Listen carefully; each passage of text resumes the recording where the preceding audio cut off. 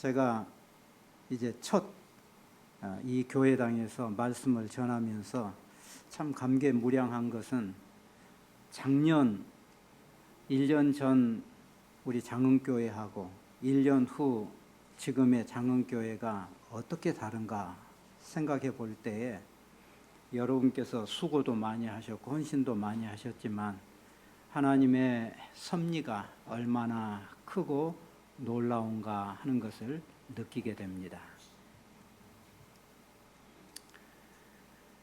작년에는 9월부터 제가 12월까지를 좀 생각해 보는데 교회를 이전해야겠다 이렇게 생각들을 가지고 결의를 했지만은 어디다 땅을 사고 그리고 그렇게 부동산이 안 팔리던 때에 어떻게 우리 교회가 팔릴 수 있을까 참 고민이 많았습니다.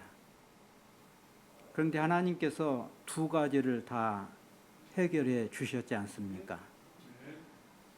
땅은 제가 이 부지를 계약을 하게 될 때에 처음 보신 분이 여자분이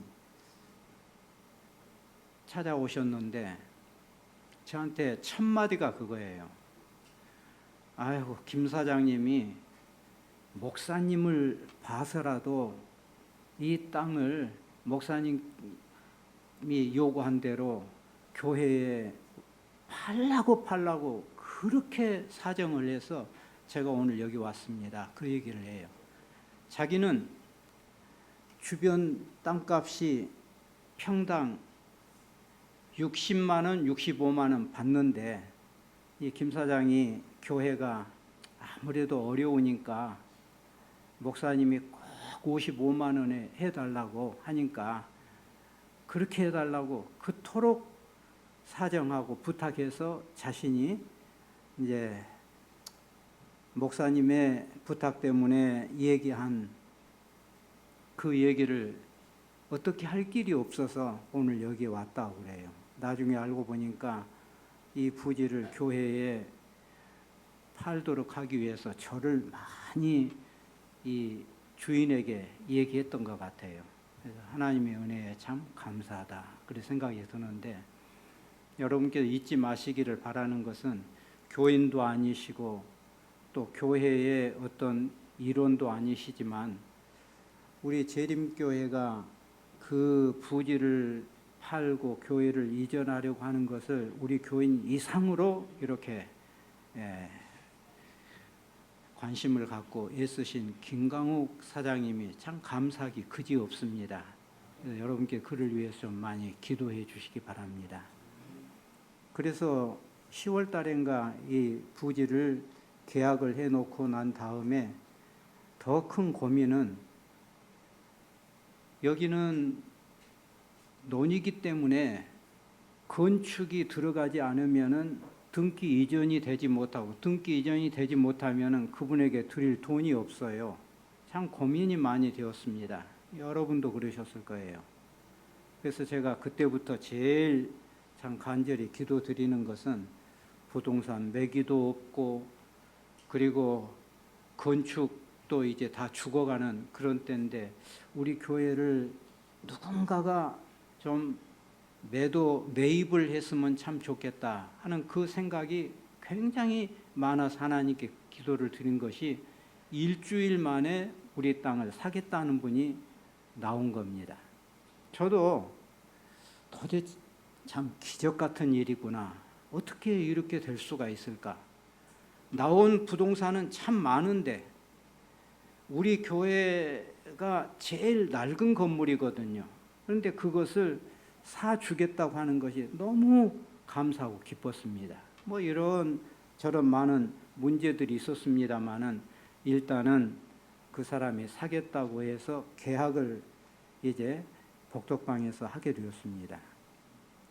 근데 계약서를 쓰고 좀 시간 남아서 그 건물을 사겠다고 하는 그 젊은 분하고 얘기를 나눠보니까 목사님, 저도 이 계약을 하기까지 참 어려움이 많았습니다. 왜 그랬어요? 그랬더니 그 남자분과 그 누나 둘이 합작해서 이 교회를 사기로 한 거예요. 그런데 누나는 5층짜리 7억 5천인가요? 그 건물을 사지 뭐 하려고 9억짜리 이 리모델링 할 비용이 3억이 넘는 이 땅을 사려고 하냐. 그렇게 또 반대를 해가지고 누나를 설득하느라고 자기가 죽을 뻔했다는 거예요. 그런데 누나가 이제 그럼 네가 그렇게 하고자 하니까 내가 승낙을 한다 해서 이제 계약을 하게 됐다는 거예요. 그 형제의 마음을, 우리 땅을 사고자 하는 마음이 들도록 하신 분이 도대체 누구인가? 여러분 지금도 가보면은 리모델링 외벽은 다 했지만 내부는 거의 다 또 못했더라고요. 그리고 임대하기 위해서 아래층 2곳, 2층 1곳, 3군데를 임대 내놓으려고 하지만은 아마 지금도 임대가 안 된 것 같아요. 우리는 여기서 예배도 드리고 이 넓은 곳에 있지만. 그러니까 저는 그런 생각을 갖습니다. 우리 교회 부지를 사신 분, 그분도 잘 돼야 할 것 같아요. 그래서 저도 참 많이 기도하고 있습니다. 그분이 참 교회를 생각하고 하나님의 성령이 인도하셔서 우리 교회를 사게 하셨는지는 우리는 확신하지만 그가 잘 돼야 되지 않을까. 그래서 여러분 시간 나는 대로 이분을 위해서도 좀 기도하시는 것이 좋지 않을까 그런 생각이 들어집니다. 제가 오늘은 불에 옹이 되어 강림하는 여호와 이런 주제로 말씀을 좀 드리려고 합니다. 여러분 이사야 66장 15절에 있는 말씀을 함께 소리내어 읽어보십시다. 시작. 보라 여호와께서 불에 옹이 되어 강림하시리니 그 수레들은 해오리 바람 같으리로다. 그가 혁혁한 위세로 노를 베푸시며 맹렬한 화염으로 견책하실 것이라. 예. 여러분이 한 번은 들어보셨을 성경절이라고 생각합니다. 보면은 불에 보라 여호와께서 불에 옹이 되어 강림하신다라는 말씀이에요. 그래서 제가 오늘은 이제 우리 재림교인들의 가장 큰 소망 중에 하나는 예수 그리스도의 재림이십니다. 또 그보다 더 중요한 것은 언제나 하나님이 여러분과 교회에 임재하시는 일입니다. 그래서 이 부분을 성경을 통해서 좀 살펴보고자 합니다. 여러분 여기 교회가 있고 그 교회를 감싸는 누가 있지요? 누구신가요? 누가 지금 이렇게 교회를 감싸고 계시나요? 예. 안 보이신가요?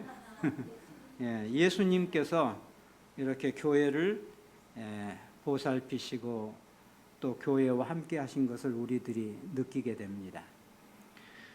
여러분 하나님 믿고 사는 하나님의 백성은 언제나 하나님이 우리에게 임재하시는 겁니다. 우리가 가정에서 하나님의 이름으로 예배 드릴 때에도 우리 하나님은 여러분의 가정에 임재하십니다. 여러분께서 무슨 일을 하려고 할 때에 기도하는 마음으로 그 일을 하실 때는 하나님이 임재하시는 겁니다. 어려운 일이 있을 때에 누구를 찾아가서 상담 얻기 전에 그 문제를 놓고 하나님께 기도할 때 하나님이 우리에게 임재하시고 도우시게 되어 있는 겁니다. 언제나 우리는 하나님의 도우심 속에 살고 있습니다.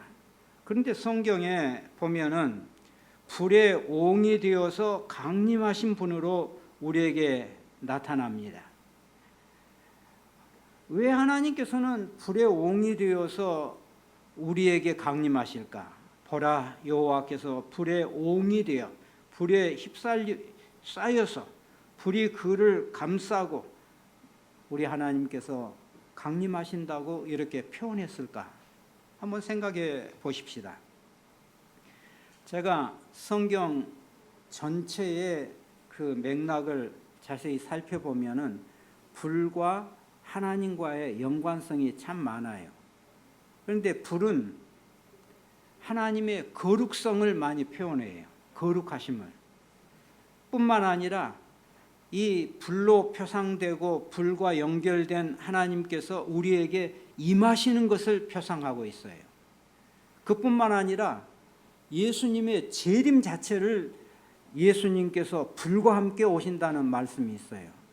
반면에 악인들에게는 예수님이 불의 힘으로 이 땅에 오시게 될 때 그 불로 말미암아 완전히 소멸될 것을 얘기하고 있습니다.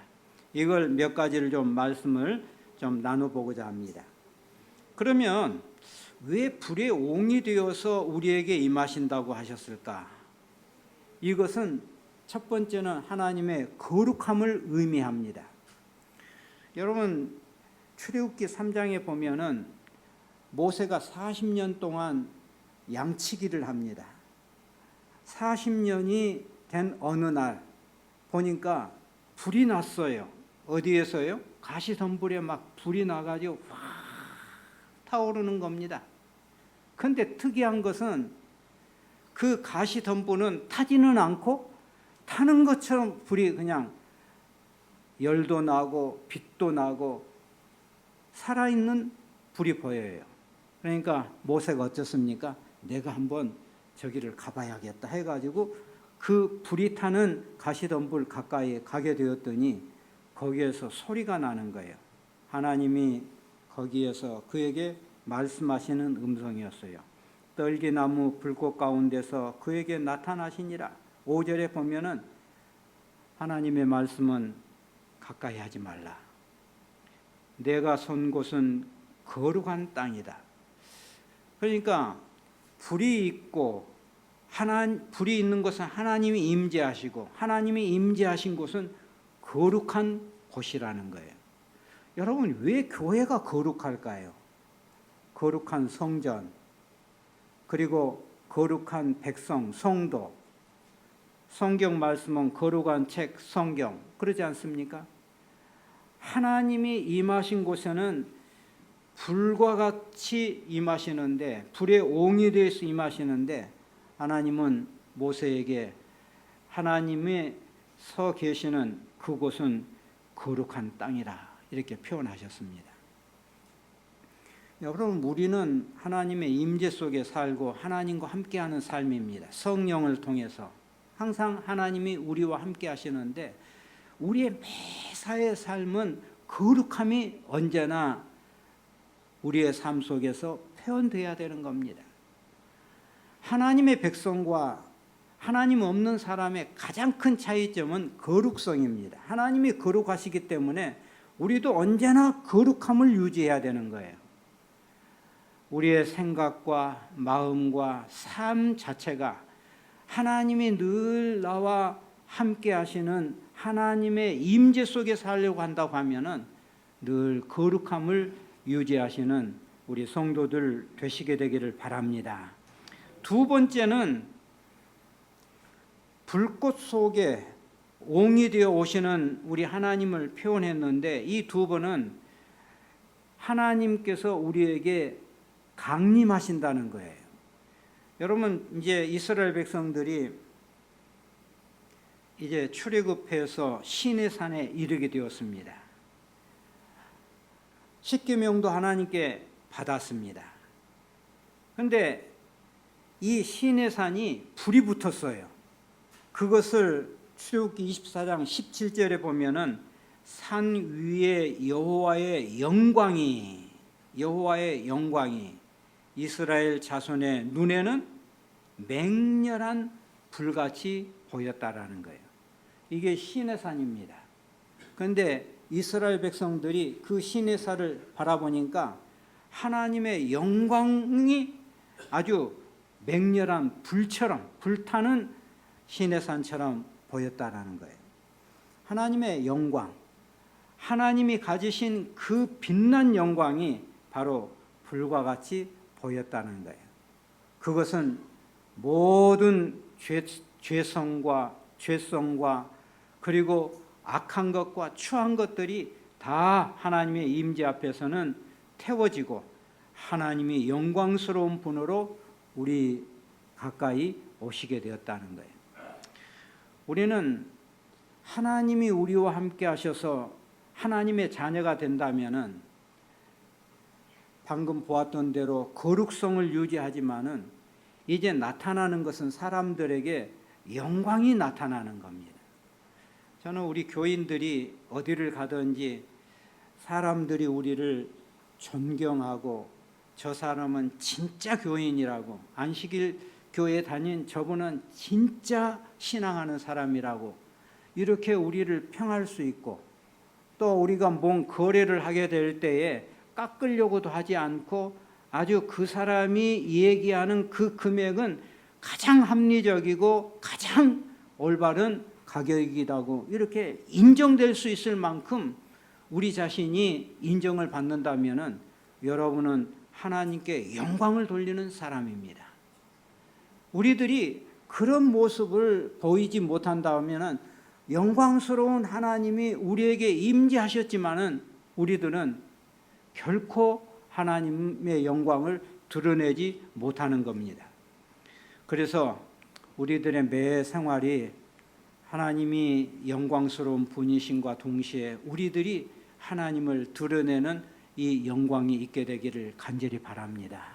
여러분, 모세가 이 시내산에 올라가서 40일 동안 하나님과 대면하다가 내려왔을 때에 특이한 일이 벌어진 것 아시지 않습니까? 이 백성들이 모세를 보지를 못하는 거예요. 왜 그래요? 눈이 부셔서 보지를 못하는 거예요. 40일 동안 저 산꼭대기에 올라가서 하나님과 함께 하다 보니까 하나님의 영광이 그 모세의 얼굴에 아주 그냥 배겨버리는 거예요. 나중에는 이 백성들이 모세에게 제발 수건으로 얼굴을 가리고 말씀해 주십시오. 우리의 맨눈으로 당신의 얼굴을 바라볼 수가 없습니다. 그래서 수건 가지고 와서 자기 얼굴을 가리우고 얘기한 기록이 성경에 나오잖아요. 여러분과 제가 임재하시는 하나님, 거룩하신 하나님이 우리에게 끊임없이 함께 하시게 될 때 우리도 모르게 우리의 얼굴은 하나님의 영광을 드러낼 수 있다고 하는 것을 기억하시기를 바랍니다. 세 번째, 불의 옹이 되어 임재하시는 여호와라고 하는 것은 예수님의 영광스러운 재림을 의미합니다. 데살로니가후서 1장 7절 8절에 보면은 주 예수께서 저의 능력의 천사들과 함께 하늘로부터 불꽃 중에 나타나실 때라, 이렇게 말씀했습니다. 우리 예수님께서 이 땅에 나타나실 때는 능력의 천사들과 함께 하늘로부터 오는데 우리에게는 기다리고 고대하던 예수님이지만은 악인들에게는 자기들을 소멸시키는 불꽃과 같은 하나님이심을 느끼게 되는 겁니다. 그래서 예수님의 재림을 성경은 불꽃 중에 나타나신 하나님이라고 말씀합니다. 그러면서 불꽃 같은 예수님의 임재는 이사야 66장 16절에 보면은 심판을 베푸실 것이라는 거예요. 지금은 참 양심도 없고 자기 자신이 잘못했을지라도 눈꽃만큼도 그걸 인정하지 않는 악이 가득한 세상이지만은 예수님께서 불꽃 중에 나타나시게 될 때는 그들의 모든 죄악들을 하나도 남기지 않고 소멸시키는 이런 날이 바로 예수님이 이 땅에 재림하시는 그때라는 겁니다. 그러면 우리 재림 신자들은 불의 옹이 되어 나타나시는 이 하나님 앞에 우리들이 어떻게 살아야 할까? 우리가 지녀야 할 가장 중요한 품성은 뭘까? 이걸 좀 말씀드리고 오늘 말씀을 제가 마무리를 할까 합니다. 잘 아는 말씀 히브리 10장 35절부터 38절에 있는 말씀이 그 대답이 있거든요. 한번 같이 읽어보시는데 제가 35절 읽고 38절을 읽겠습니다. 그럼 여러분께서 36절, 37절을 이렇게 읽어주시기 바랍니다. 너희 담대함을 버리지 말라. 이것이 큰 상을 얻느니라.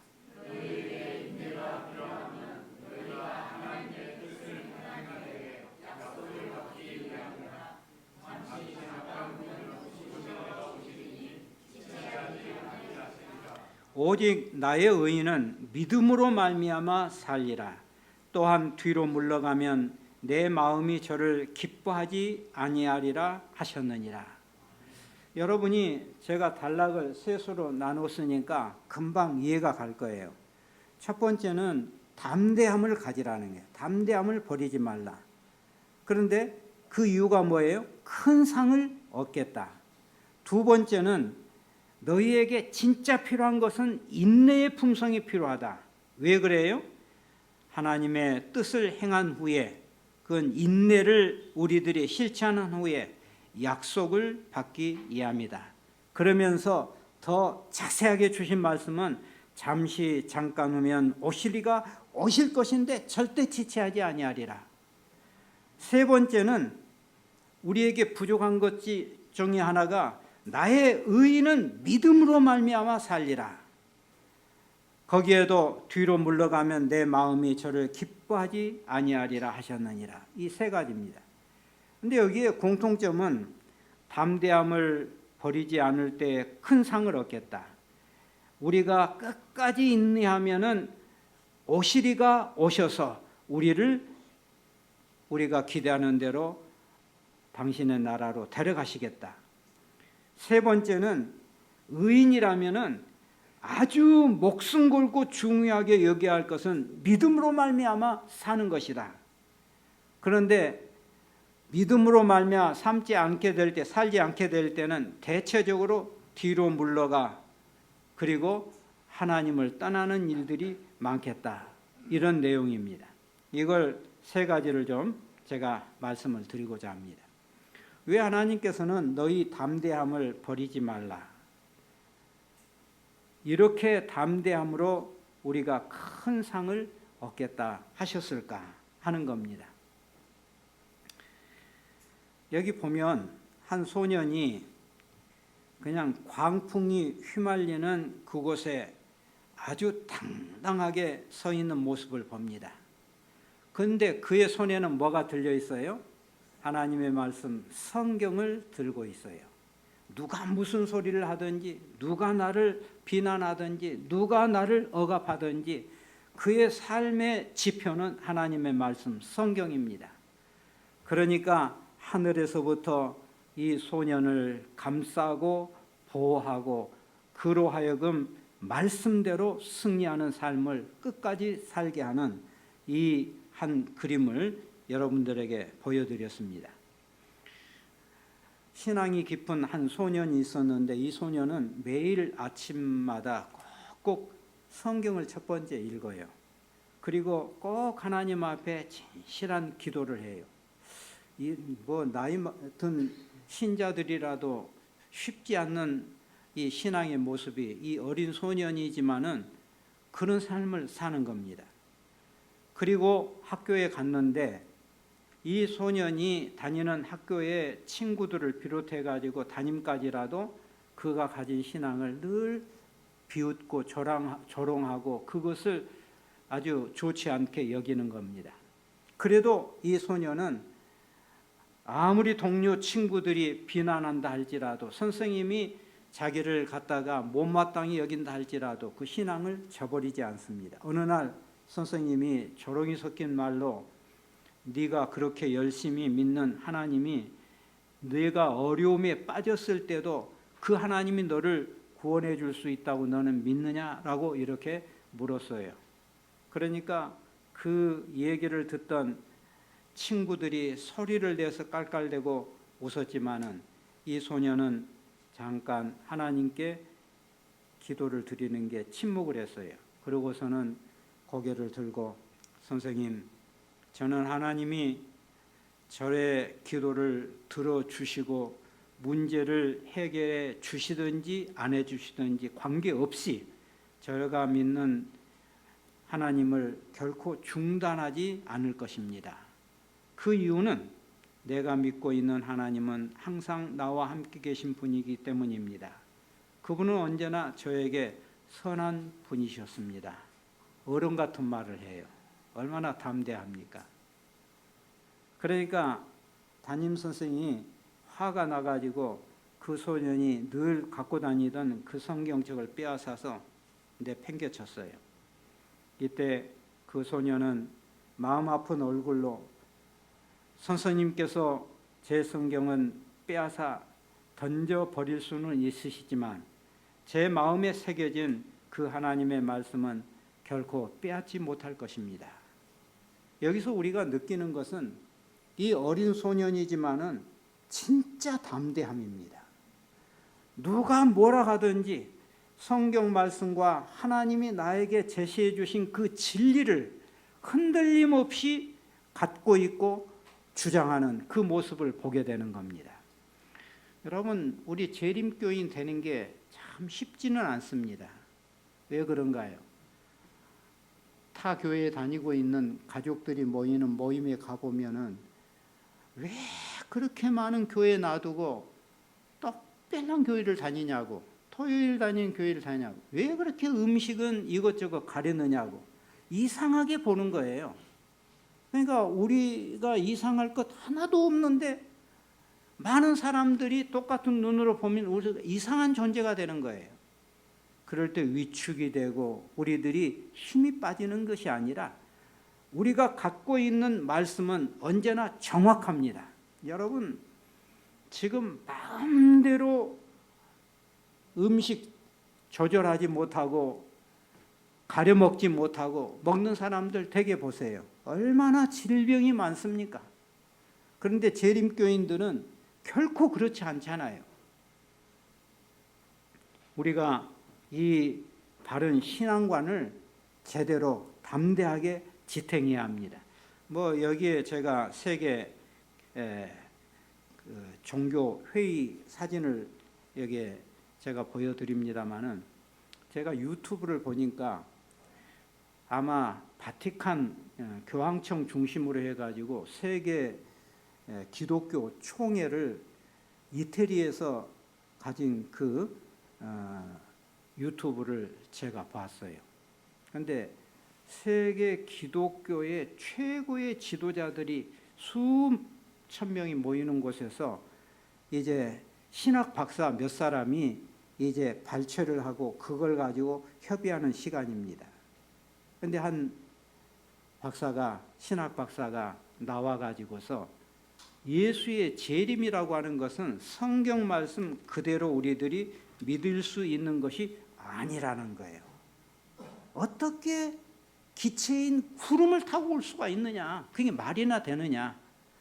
하면서 성경에 나온 예수님의 재림을 아주 폄하해버리고 자기 멋대로 해석하는 거예요. 자기 나름대로 현대 과학에 맞게 해석을 하는 거예요. 그래서 사람들이 다 박수를 치고 모든 신학 박사들, 목사들, 지도자들이 다 예수님의 재림을 하나의 상징적인 해석으로 이렇게 해석해 가는 겁니다. 근데요, 한 회중 가운데서 한 분이 손을 들고서 사회자에게 제가 좀 말씀을 드릴 기회를 주시겠습니까? 하니까 사회자가 허락을 해요. 모든 사람들이 다 예수님의 재림을 상징적이고 그리고 현대 과학에 맞춰서 해석하는 그런 분위기인데 그 한 사람이 일어나 가지고 이런 얘기를 합니다. 우리는 하나님 믿는 백성으로서 진리인 성경 말씀에 기초해야 합니다. 하나님은 한 말씀도 실언의 말씀을 하신 적이 없습니다.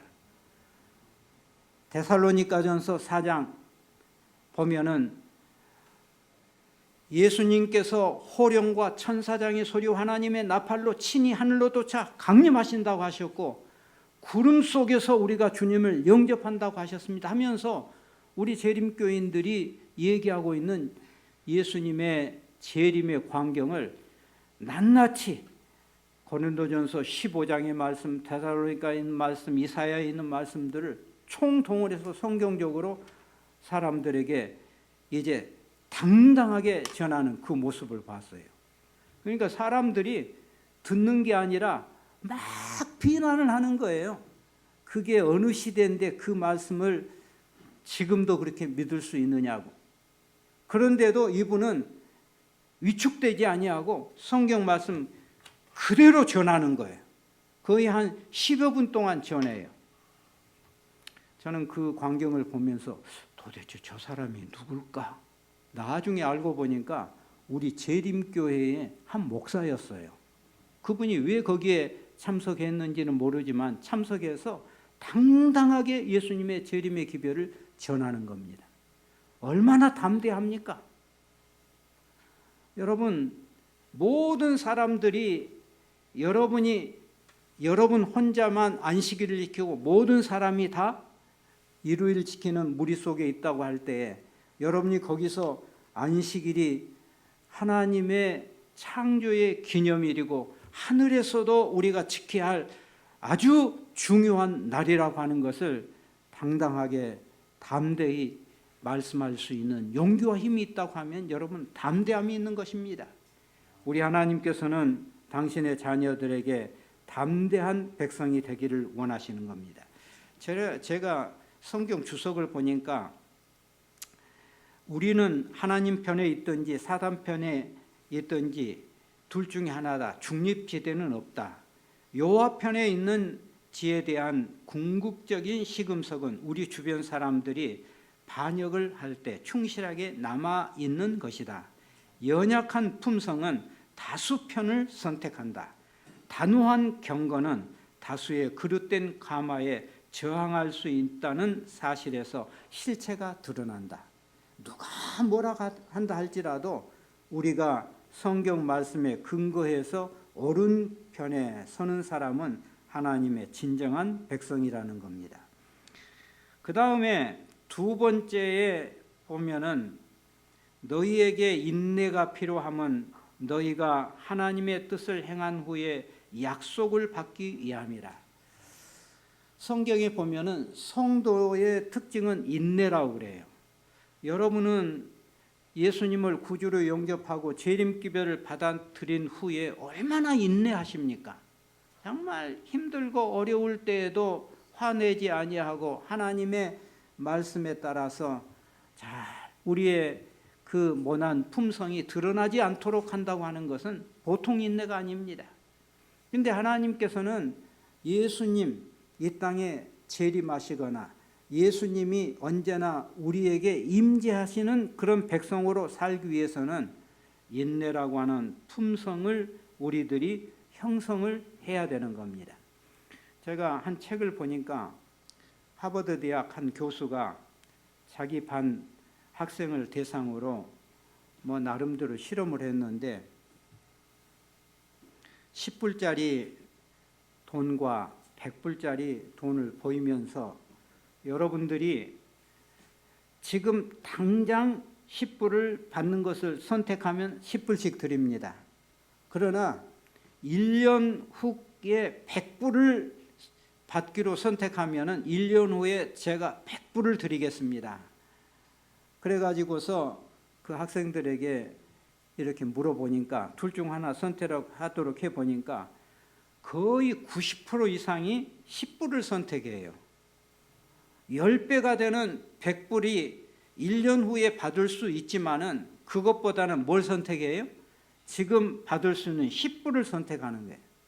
이게 일반적인 우리 인간들의 그 가치관입니다. 다 현재가 중요해요. 지금이 중요해요. 내일이고 내년이고 미래고 그것보다 지금이 중요해요.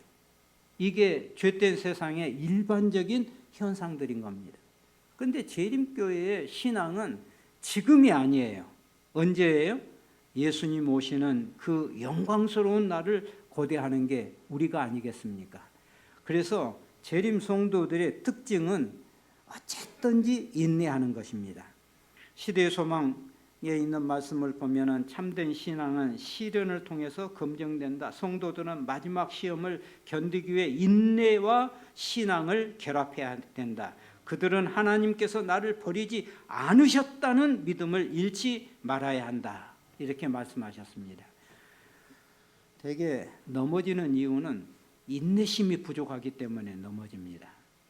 근데 우리가 100불을 기다리는 학생들처럼 미래에 우리에게 주어질 영광스러운 그날을 늘 바라본다면 지금 잠깐 있다 없어질 세상의 것에 우리들이 선택할 리가 없습니다. 이런 선택이 저와 여러분의 선택이 되기를 간절히 바랍니다. 이제 마지막 세 번째로 히브리서 10장에 있는 말씀을 살펴보면은 나의 의인은 믿음으로 말미암아 살리라. 그러니까 신앙의 승리는 믿음밖에 없습니다. 뒤로 물러가면 내 마음이 저를 기뻐하지 아니하리라. 교인들에게 사람들이 평가할 때 저 사람은 믿음 있는 사람, 저 사람은 좀 믿음 없는 사람, 왜 오랫동안 신앙이 저렇게 믿음이 없을까? 그런 평가들을 많이 합니다. 근데 하나님은 오직 나의 의인은 믿음으로 말미암아 살리라. 여러분 믿음 있는 사람이 되시게 되기를 간절히 바랍니다. 그러면은 믿음 있는 사람이란 뭔가 실물교훈에 보니까 하나님께서 말씀하신 것을 그대로 신뢰하는 것입니다. 하나님이 재림하실 것을 말씀하셨을 때 그대로 신뢰하는 거예요. 그분의 약속이 이루어질 것을 확신하는 것이 바로 이것이 믿음이라는 거예요. 그런데 우리들이 살아갈 때 가만히 보면은 정말 하나님 말씀하신 그대로 신뢰하는 것 같지 않는 우리의 신앙들이 참 많습니다. 또 그분이 약속하신 것을 이루어질 것을 확신하지 않는 모습들을 우리들이 회의할 때도 많이 보는 겁니다. 이것은 오직 의인은 믿음으로 말미암아 살리라는 이 말씀이 그 삶 속에서 표현되지 않는 겁니다. 여러분 여기가 뭐 같아요? 나이아가라예요. 나이아가라는 이쪽은 미국, 이쪽은 캐나다예요. 그 사이에 폭포가 있는데 어마어마해요. 가보면은 아주 참 무서울 정도예요. 물이 막 쏟아져 내립니다. 그런데 이쪽 미국에서 캐나다까지 줄 하나를 연결해 가지고서 장대 하나 들고서 이 줄을 타고 캐나다에서 미국으로, 미국에서 캐나다로 이렇게 오가는 사람이 있었습니다.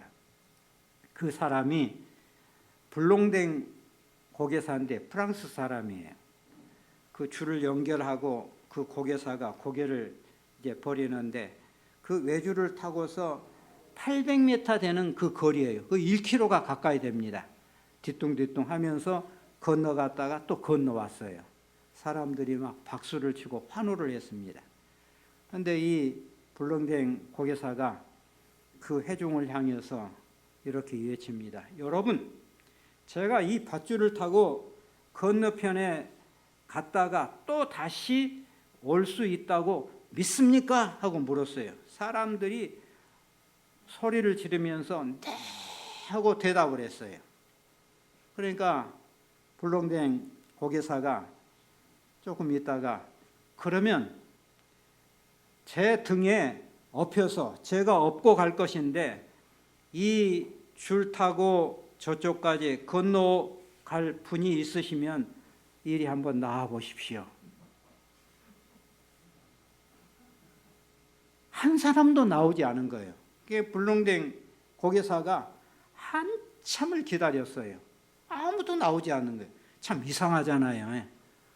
이 고개사가 한번 갔다 오고 난 다음에 그 다음에 사람들이 신뢰감이 생겼어요. 아, 이 사람은 분명히 다음번에 갔다 올 것이라 믿을 수 있어요. 그런데 그 믿음을 보여주는 것은 그 등에 업어 타고 한번 건너갔다 올 만도 하는데 나오는 사람이 없어. 그런데 여러분 한참 지난 후에 한 사람이 나오니까 사람들의 눈이 둥그려졌어요. 그러니까 이 불농된 고개사가 그 사람을 등에 탁 엎고서 아마 끈으로 이렇게 묶은 것 같아요. 엎고서는 그 줄 위에 올라섰습니다. 흔들거리면서 어떻게 성공했을까요? 실패했을까요? 뭐 실패했으면 이런 얘기 기록도 안 했겠죠. 그러겠죠? 성공을 했어요.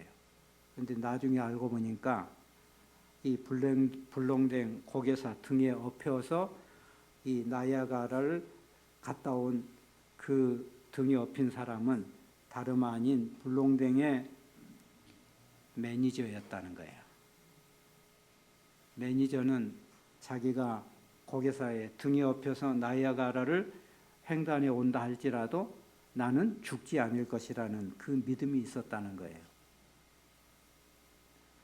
여러분, 우리는 오직 의인은 믿음으로 말미암아 살리라는 그 믿음은 예수님이 나의 구주라고 하는 것을 믿는 것으로 끝나는 게 아니고 어떠는 거예요? 예수님의 등에 엎이는 거예요. 예수님께서 그 위험한 길을 우리를 데리고 가신다 할지라도 우리들이 그것을 확신하고 따라가는 그런 믿음, 이런 믿음이 저와 여러분의 믿음이 되시고 이제 2024년이 거의 저물어 가는데 2025년도에는 더 큰 믿음을 갖는 하나님의 백성들 되시게 되기를 바랍니다. 또 하나님께서 우리에게 요구하신 인내와 담대함을 갖는 하나님의 귀한 백성 되시기를 바라면서 말씀을 줄이겠습니다.